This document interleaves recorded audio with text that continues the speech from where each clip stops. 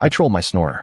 I never expected my roommate's snoring to drive me to madness, but after months of sleepless nights, I decided to take matters into my own hands. I work and live on a cruise ship, where my roommate and I share a small room with bunk beds.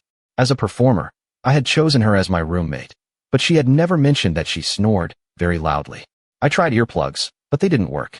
I even used big over-the-ear headphones and played music, but I could still hear her snoring over the sound of the ship docking and the anchor, which was incredibly loud.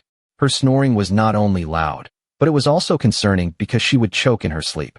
The first time I heard it, I almost fell out of my bunk to rush down and check on her, thinking she was having a medical emergency.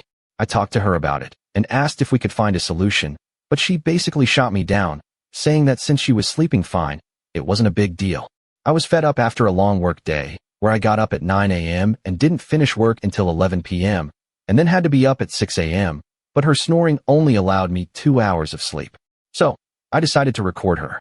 The next day, when she was going to take a nap, I started playing her snoring back to her. She immediately sat up and looked at me like I was insane. When I just stared at her, she asked me to turn it off, and I said, "Well, this is you snoring, and you said it's not a big deal, so why should I?" She got really mad, said a few choice words, and left the room.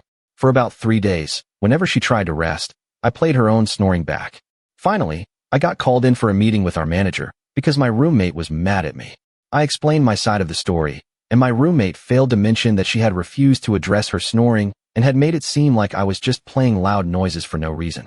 My roommate was angry that the manager didn't fully take her side and even told her that she was being difficult by not trying to address her snoring and brushing off my need for sleep.